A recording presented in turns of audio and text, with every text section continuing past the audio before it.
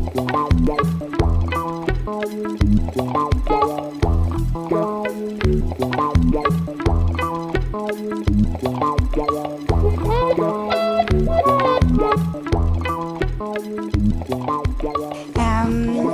me to come back to SIAM after quite a long break. So my talk is focused on clustering and how clustering can help to investigate complex dependent structures in biomedical data set, in particular epidemiological or genetic data set. And the plot below is a plot of clustering output, but I'll give some explanation about the plot later on. So I'll come back to that. So this has been work which has been developed over a number of years with several collaborators. In particular, I started working on that with John Molitor, who is now was at Imperial, was now in Oregon. Then David Hastie and Sylvia Richardson has joined the project, and Sylvia is still working on some aspects. But the work I'm going to talk about today is some recent work with Michael Papa-Thomas in St. Andrews, and even more recent work because it's unfinished with Paul Kirk, who is sitting here in the front row. So the motivation is that in modern, in epidemiology, you know, I'm a biostatistician, so I deal with, in particular, epidemiological data. Traditionally, collection of covariates were collected on people, which were mostly on socio-demographic and lifestyle. Then environment and occupational data became also available on people. And now, because most of these studies are associated with biobanks, there's a host of genetic data which is also becoming available. And the aim is to understand, for particularly complex diseases, the interplay between the exposure, the covariates, and some of the host factors. Now, medicine is also advancing very fast, and now people talk of precision medicine. By that, they mean that very detailed molecular characteristics of patients are collected, for which the aim is to try to target the treatment to the people, and in particular stratify, so make subgroups, sometimes small subgroups of people who things have a particular molecular profile, and for which treatment can either be developed or can be adapted. And so then the aim is to integrate these different layers of our genomic information to discover these subgroups of patients, for which there's also follow-up and clinical outcome. So basically, a lot of the task we're faced with is exploring complex dependence among sets of interrelated variables, evaluate the effects of combination or multiple risk factors, detect who says that says, try to detect interactions. Now, anybody who's done any variable selection, even for simple linear models, and we had Nicola talk about in this morning, knows that as soon as you start talking about interaction, the model search space just blow up, and it's just not feasible to try to attack the problem directly, say, to set up log linear model and search with all possible interaction. You could only deal with a very small number of variables.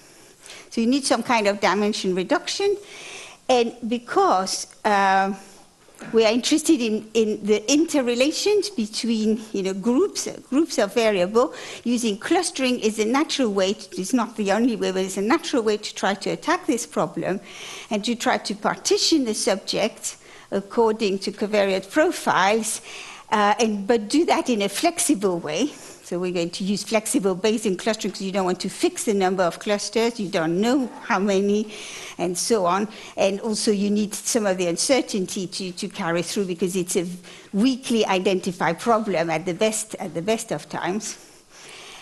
Sometimes, because you've got sort of two types of variables, I was saying in precision medicine, you also have some follow-up, you have some outcome on the patients. And so you try to actually jointly model the covariates, these sort of exposure patterns, as well as the outcome.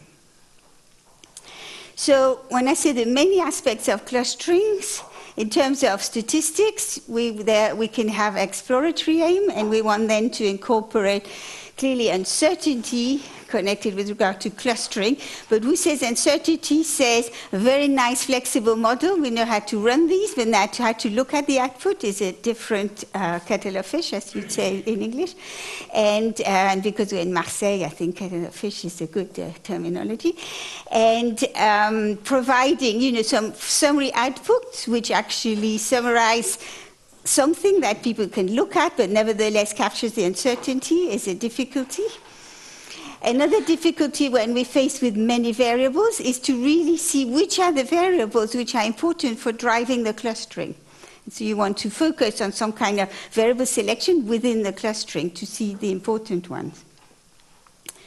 If you think, if you're a bit more ambitious and you try to see, after you've done the clustering, can they give you any clues as to the conditional independent structure or any kind of independent structure in your data?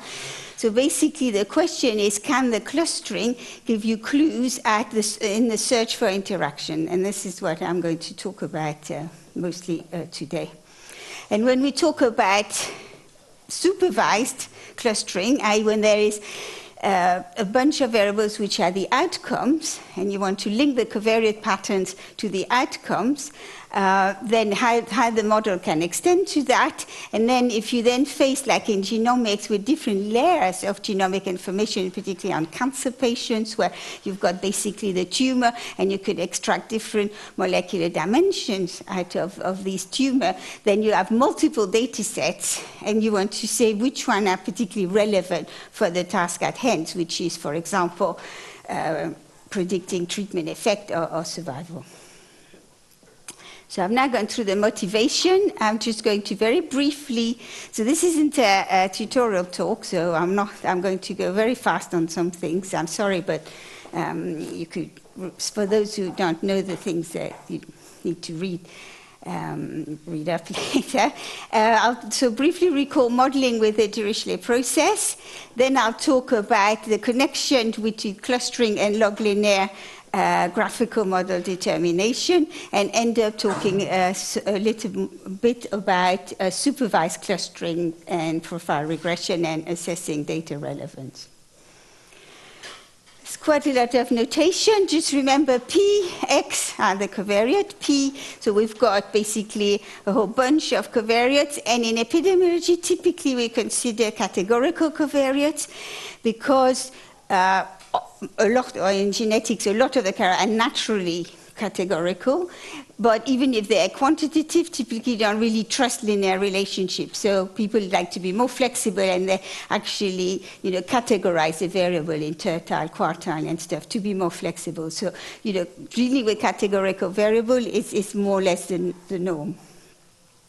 So for one individual, we'll have a bunch of categorical variables. The individual are indexed by I, and the variable by J going up to P. Then for each of these, then we're going to have clusters. So my notation for clusters is C. So Zi equals C means individual I is in cluster C. And the clusters, in each of the clusters, we will have, each covariate will have multinomial probabilities, for each of the categories, but they will be cluster specific. And so these will be denoted by phi, with an index C for saying it's the cluster C, and P index in saying that I'm dealing with covariate P.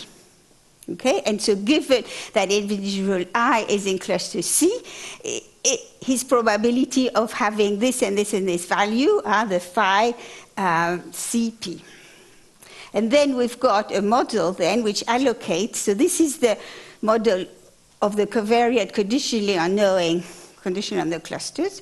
And then we've got a model allocating individual to the covariate, a mixture model, and phi index C is going to be the probability that the subject I is assigned to cluster C.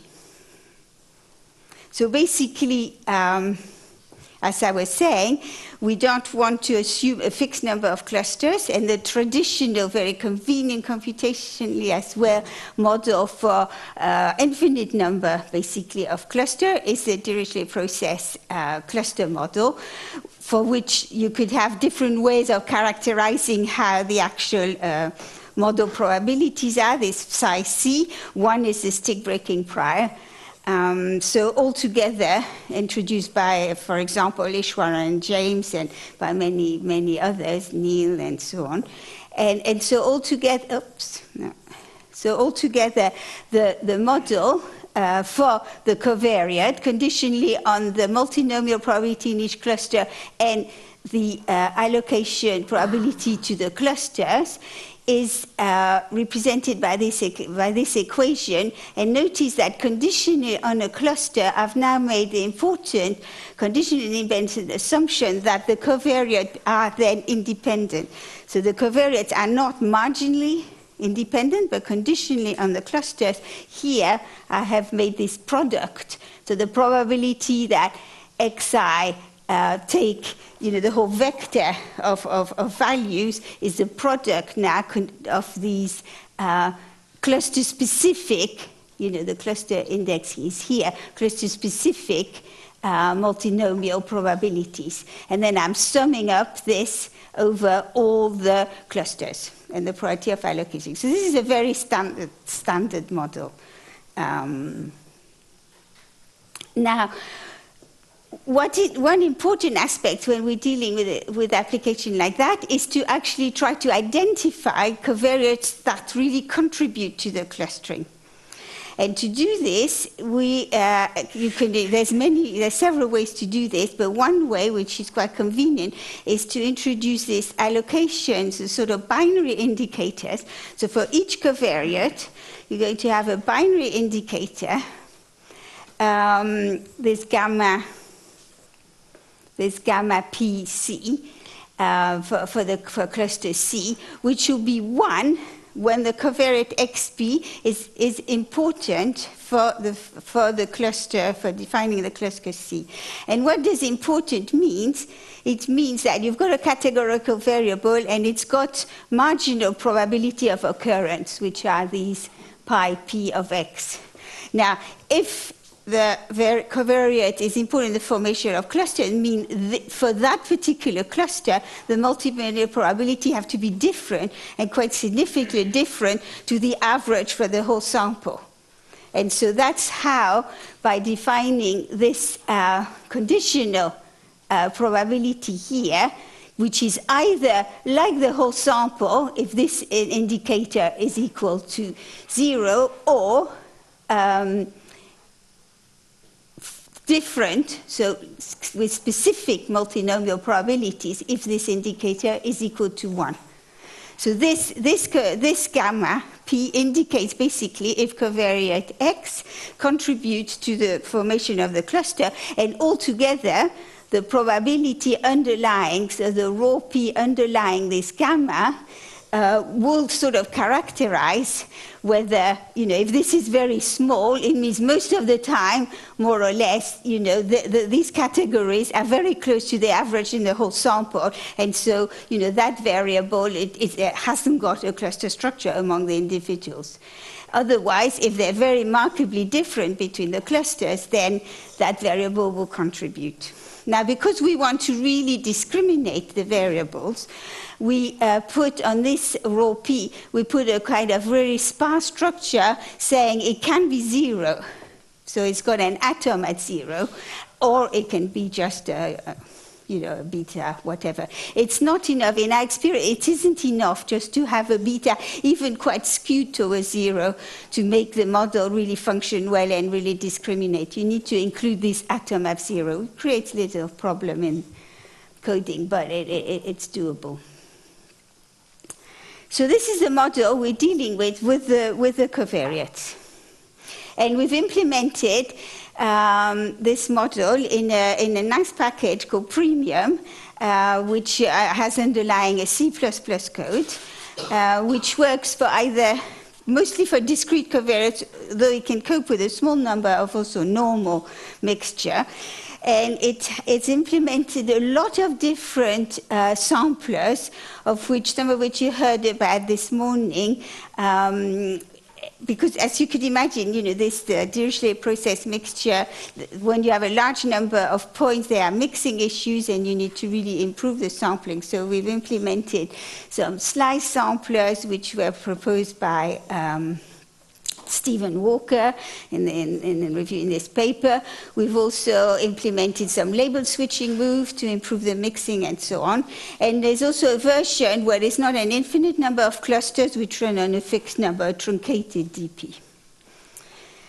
One of the advantages, of course, of Bayesian thing is that it could straightforward handle missing data, which other clustering sometime models do not. So automatically, the missing data is not a problem. It also will extend, and I'll talk of that later, to joint clustering of covariate and outcome. So this is an example of the output. Here we have 10,000 subjects, 10 binary covariate. I'll show you the generating model for the binary covariate in a minute. So here we see that it finds 3 clusters, which are the size of the clusters. So every time, and we've got here the 10 covariates, the little packets, and here, because they're binary, there's only two rows, and here it was saying cluster 1 for the first covariate, then it's actually that's the probability of taking the value 0 and the probability, the complementary of taking the value 1. And we could see that here it's below, here this line is the average for the whole sample. So in this cluster, in cluster 1, this covariate 1 is below average.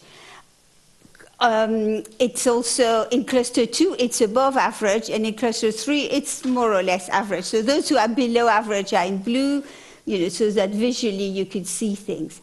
So you could see that these 4 seems to, at least these 3, seems to really differ between the clusters, differ from the average. Whether these packets there, they're very much like the average. And if I show you the selection indicator, this row P, we would see that these row P are very, very close to zeros here, and here they're very different from 0. So these variables have contributed the cluster, so have this last one, and not these. I hope that's clearer to explain what we are doing. And then you've got, for each covariate, basically its profile.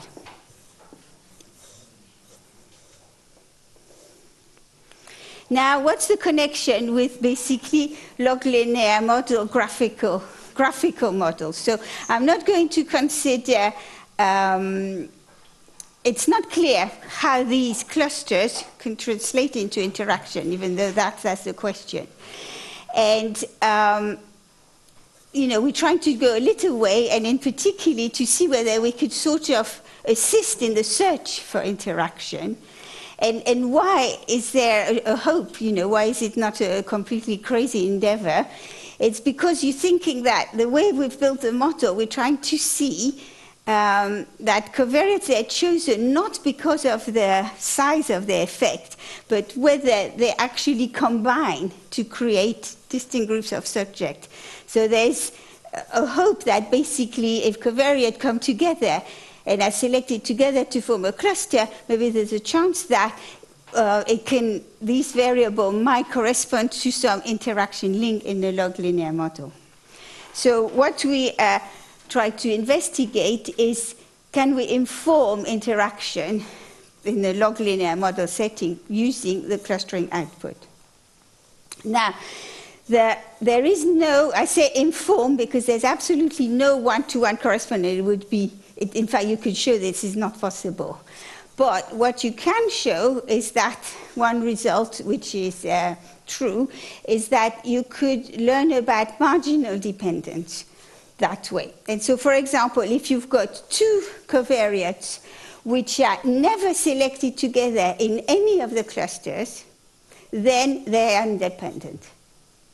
So you're learning something partially on the marginal independence of the 2 covariates. In particular, if you've got a variable which is never associated with any of the others, that's the theorem 2, then it's independent of all the others. So you could sort of, and if you have a variable which never is driving any clusters, then basically the sum of these things, the sum of the indicators will be 0, and then you could say that it is independent of all the other covariates, so it can't be involved in any interaction, and you can sort of eliminate it from the search.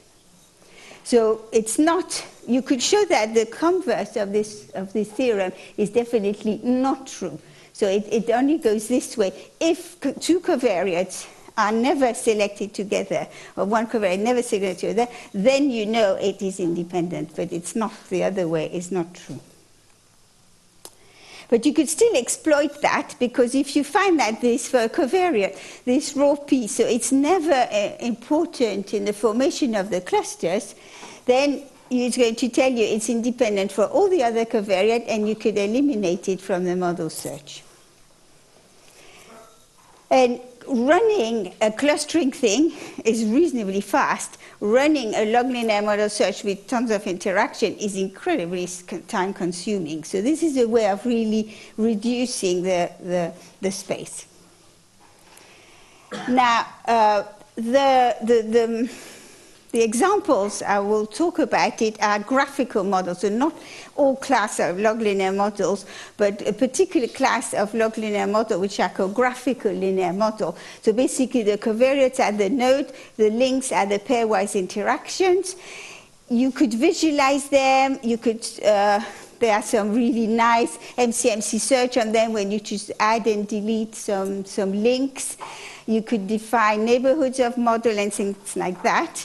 They are not, these graphical models do not correspond to all possible log linear models, because from the graph you could define subsets which are maximally linked, which are called cliques, or complete subsets.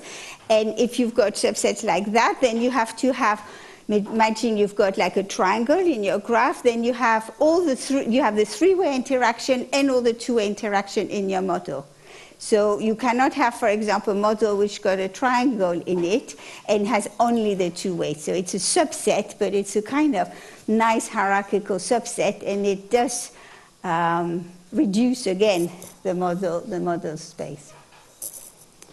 So to show you some examples, so we run some simulation. For example, look at just, hope you could see, say, model 1 here. So these are the 10 variables. And here we've got pairwise interaction between A and B, B and C, C and D, D and A. And here, because we've got, but this is not a clique, because B is not linked to C, or D, and C is not linked to A. So we've only got this 4 pairwise. But here, because we've got a complete triangle, so these 3 are linked, and these are all the links possible, we've also got the triple interaction IJH. Okay, so to one graph, you could write down the log linear model which corresponds to it, and then you could move on that space by adding and deleting links and so on. So we ran some simulation where we generated, for example, in simulation 1, which I'll show you the output, we generated data following these models. So mostly this one, but to perturb a little bit, these 2 models which are missing some links. And similarly, we've done all the others. Then we did clustering. We ran that profile regression. We did the clustering. And then you want to build some information. You remember the whole thing is this joint selection for 2 covariates, the gamma P times the gamma Q, are they jointly selected? So now, as you're running your clustering iteration, you've got these selection, these indicators. So you could actually record that, these joint selection indicators. You could record them, and you could sort of average what's going on in the run, averaging over the clusters, and that gives you a matrix which you could use. We wanted to see, you know, how close was that matrix to the original model. So this is more detail for the construction of that matrix, but basically, you know, we're running this MCMC, and each iteration you've actually got these selection at iteration IT. For cluster C, you know whether P1 and P2 are jointly selected or not. So you record that. If they are, you put a 1. If they're not, you put a 0. You do that for all your clusters. You average that, and you weigh that with respect to the size of the cluster. That's our proposal. And we've come up, and we also sort of normalize the matrix so that the maximum to make it on the probability scale. And we come up with a matrix of basically joint association of variables in the cluster, which represent what's going on through the complicated algorithm. Because when you've got these clustering algorithms, you're not labeling anything, but it's always meaningful to see whether two things are together at the same time in a cluster. So this is a meaningful summary. And in particular, if these elements are close to 0, this would imply that there's no edge. Well, and at least the fact that there's an edge between xp1 and xp2 is not likely to be present in the model. So if we go back to that simulation 1 and that graph I showed you at the top left, when we were running this algorithm, these were the selection probability of the 10 binary covariate. And as you could see, these three in the middle, and if you remember the graph, where the graph is here at the top, G, E, F, and G were not associated with any, they were just main effects. They had no interaction at all. And you could see that in the clustering, their associated probabilities are more or less 0, whether for all the other variables, these are high. So this is represented exactly what's in the theorem, basically, that, practically, when you're running the clustering, you know that these three variables, there's no point looking for interaction for them. There will be. And in fact, this shows you the matrix. So this is, again, the output I was showing you earlier. And this is this matrix of joint occurrence probabilities constructed from running the clustering output. And you could see that you see a packet here, A, B, C, D, some packet A and B, quite strong, B and C, quite strong, C and D, quite strong. They're in bold, those which correspond to real links in here. Similarly, we see that E, F, G are really associated with nobody, very, very small probabilities. But when you look, for example, that's where the converse is not true. When you look at H, I, G, indeed you see that this triangle, there are high probabilities, but you see high probabilities somewhere else as well. So in fact, there's a kind of spilling over effect. So here you see the true structure, but there's something else coming in. And so, you can't, there's no definitely one-to-one correspondence. But what is definitely true is you never get, if you get zeros, then these are not in interaction. But if you get non-zeros, it doesn't mean they correspond to true things. How much time have I got? Okay, so this is another example where, in fact, this time we actually had 100 covariates, of which only 8 were corresponding to cluster structure. And in fact, the cluster structure was the one, I can't show you. It's this one. So it's this simulation there. We simulated following that structure. But there's another, 92 covariate doing nothing oops. Now, when you actually run so you can do that. You can easily cluster 100 covariate. That's really not a big computational problem. It runs reasonably quickly. And we find, indeed, correctly that the 92 covariates which were not involved in any interaction came with cluster-specific selection probability less than 0.05 or even probably less than 0.01. So you could easily now immediately eliminate those and focus your search on the 8 others. But then after you focus your search on the 8 others, there was no more information in the business. Basically, all these 8 others were it was saying there's something going on because they all had some links and there was that spilling over. So then you're back to these 8 others, but there's no more information from there. So it partially helps, but it's not clearly a full correspondence. But what's interesting is we also looked at the actual ways whether we could improve the actual. So when you're in a graphical model, a very easy model search for this graphical model is you've got your graph, you add or you delete links.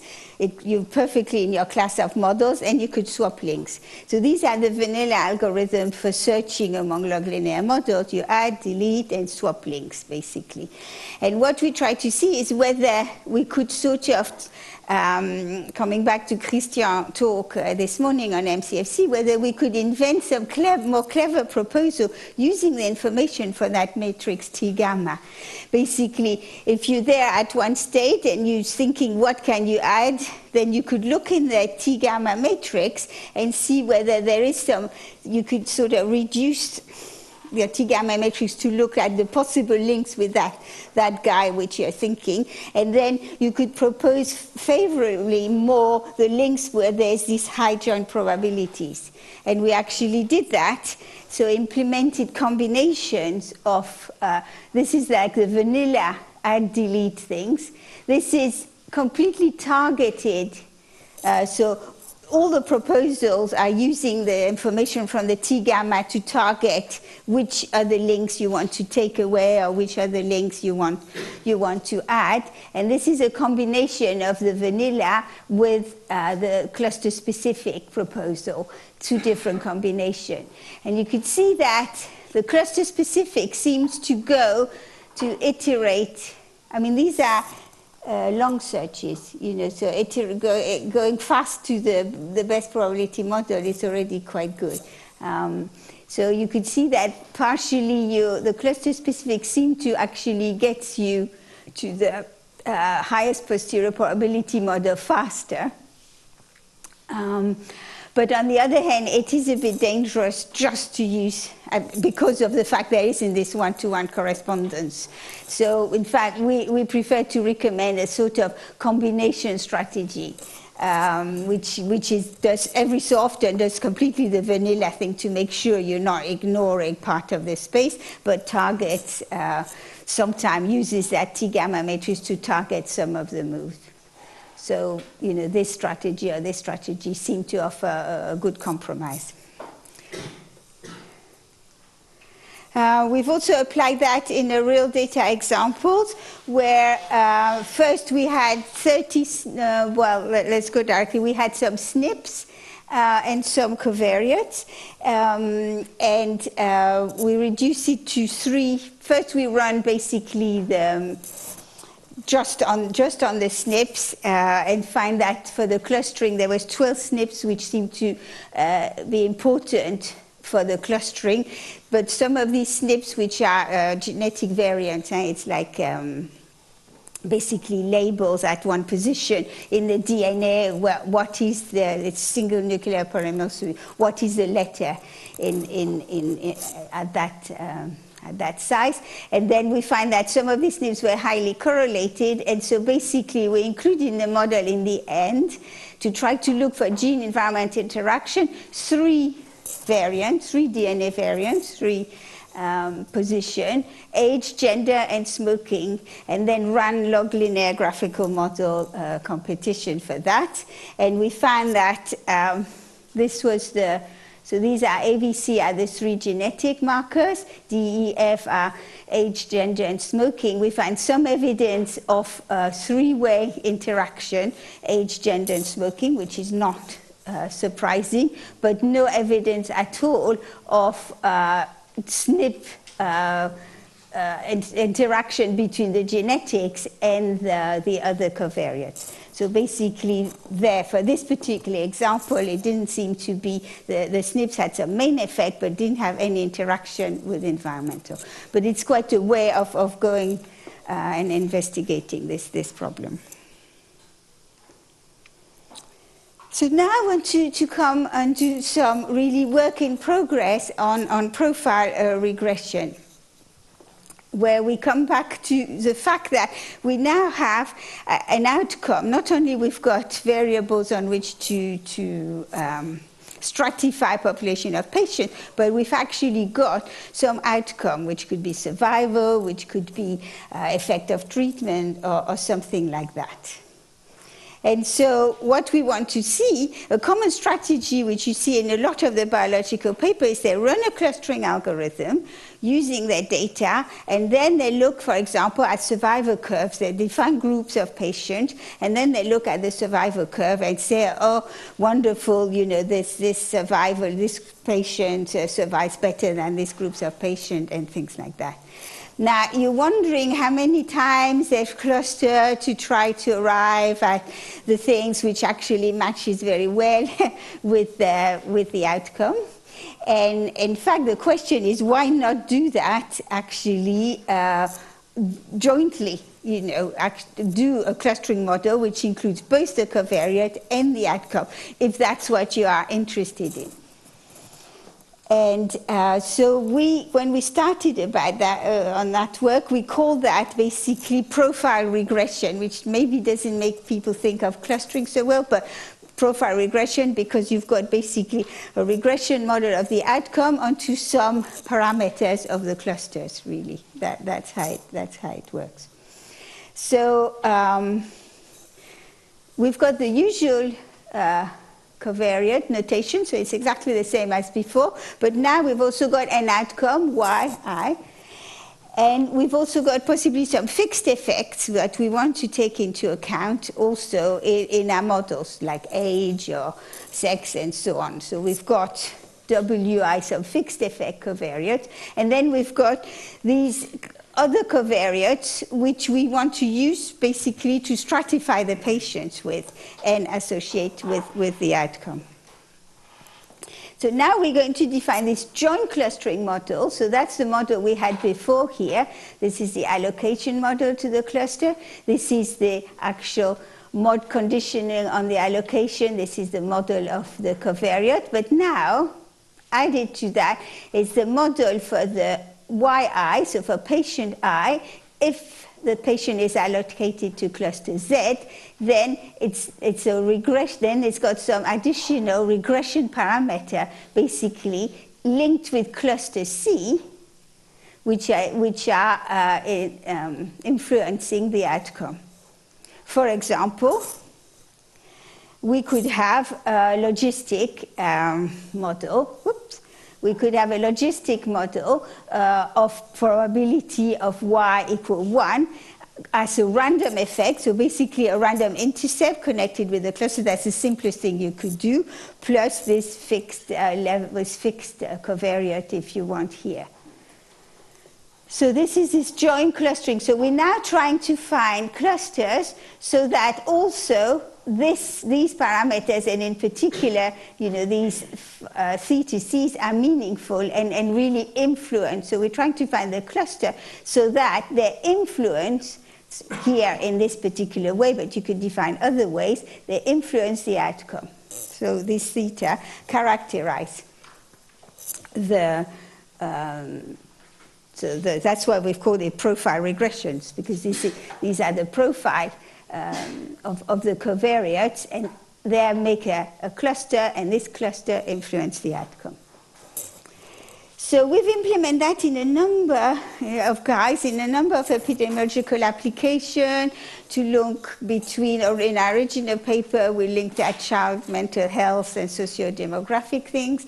We've implemented that as a way of when you have very highly correlated exposure and you think the risk function is really non-linear, to try to sort of do it like a semi-parametric modeling of the Y with respect to little cells in the covariate X.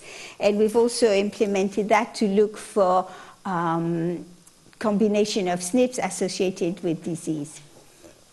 And now, coming back to precision medicine and the type of data sets which are coming from our collaborators, in particularly in cancer, we're now typically faced with data set of different characteristics, possibly having some different clustering structures themselves, and we want to associate that with an outcome. So basically, there's been a big topic developing which is called integrative clustering in genomics, which really tries to look at different molecular view of, say, a person's tumor, and try to do subtype. So it's the end of I have breast cancer or not. Now there are many types of breast cancer, and yes, there are many types of breast cancer, and some of them correspond to different molecular profile. And typically, the methods which have been used to do this integration have been unsupervised methods. So basically, we've put all the data sets together and found some clusters and looked at whether they're associated with survivals. But thinking hard about these types of data sets, it's not absolutely obvious that you can actually really sort of swamp your inference. You're introducing more and more data sets, some of which might have their own clustering structures, have nothing to do with survival. And in the end, if you just analyze everything together, you might really miss the relevant clustering structure. So an example that Paul has constructed to do this is when you have two categorical data set 1 and data set 2, and an outcome. Here, data set 2 has got a clear clustering structure which is associated with a level of risk in this in the outcome, where the data set 1, which has itself a clustering structures, is not at all associated with the outcome.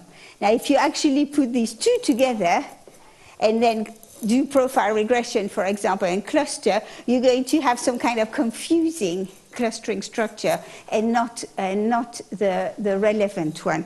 So, and we investigated that. I don't have much time. I've got 2 minutes to talk or 2 minutes to stop. Talk for 2 minutes and then we ask. Okay. So basically, in a very simplistic way, we have tried to actually assess the relevance of a clustering structure. Before throwing everything in the same pot, you could look at each data set and try to assess the relevance of its clustering structure by seeing, because you've got an outcome, so you get a supervised task in a way. So you could try to assess whether basically that clustering structure really does explain the outcome. And you know, you could do that in many ways. We've come up with just doing a BIC for doing that.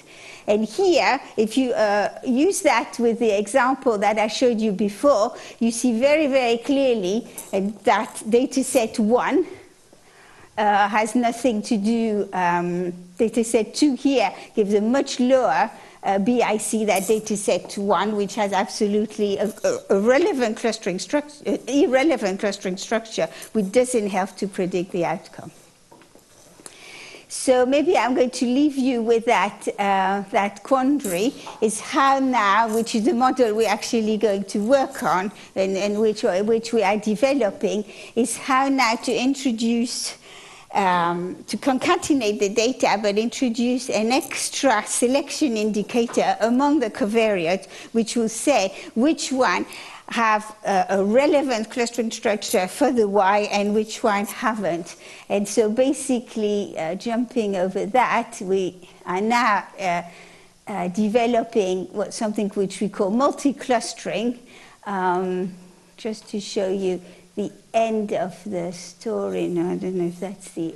Basically, we are considering 2 clustering structures of the covariates, but only one clustering structure is associated in the joint model with the Y.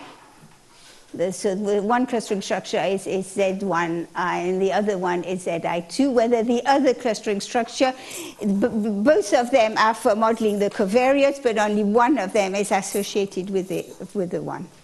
And well, we have great hope that this will sort of really create meaningful stratification for a lot of biological problems. So I think, yes, I'll stop there. I leave you with some of the references. Thanks a lot, Sylvia. Any question from the audience? Please raise your hand. Okay, you're first. Please speak in the microphone, because... Hello, I'm sorry if I missed it, but I did. If you do a sampling with the Dirichlet process, you get a different cluster at each iteration, different clustering structure. How do you extract the final clusters from this? Well, you can actually extract final cluster if you're really interested in the cluster structures. So far, what I've done is I haven't really extracted the cluster structures. I've just looked at whether things are associated together. But typically, that's the way to extract also a representative clustering structure. You could actually look at whether two people are consistently together. So you build that matrix. It doesn't matter, the number of clusters could change at each iteration. That has a meaning. You actually average that, and then you post-cluster that, if you want, or try to look at one clustering which is closest to that matrix in some sense. And there's not a unique choice, but we've come up with a couple of ways of doing that. People have done it. Thank you. But in what I've presented here, we never needed to use that. But Another question, Judith? Can you hear me? No, you have to use this. Because we are Pardon. There's something I missed is that if imagine you have two covariates that are strongly correlated, like almost linear, collinear. So what happens? It's not a problem. They both come in the clusters with high probability. The beauty of that is you deal with correlated covariates. They will have exactly the same profile, so they will be repeated. They'll be put together all the time. And you know, in my plot, you'd have like an extra column which would look very much like the other one. Okay. So it deals very well. I mean, that's one of the advantage of these types of modeling for joint effects, is that it is not hampered at all by highly correlated stuff. It really doesn't create any problem. You just get, it's like redundant information. And so they just line up like that. So it's one of the benefits of using that rather than, you know, a standard sort of parametric type model. Hi. Just a question about the profile regression technique. It sounds a lot like a random effect model where you'd structure the covariance matrix of the random effects by how similar the covariates are, you know, item to item. It sounds like some deterministic limit of that. Is that correct?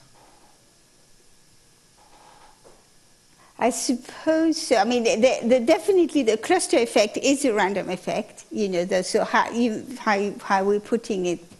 And indeed, you know, that random effect is informed, not how, it's not really how similar the covariates are, you see, it's how similar profile the covariates have among the people. So it's not quite. Wait, but so if, okay, so let's say you attribute a random effect to each person, and then you say, it's a random effect, so it has like some, it's Gaussian, has a covariance matrix, and then you say the covariance is a function of how similar the covariates for these two people are.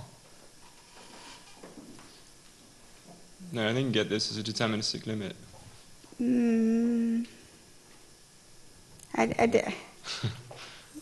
I'll have to think about it. No, I don't think it's the same, honestly, but yeah. Let's thank again Sylvia for a very interesting talk.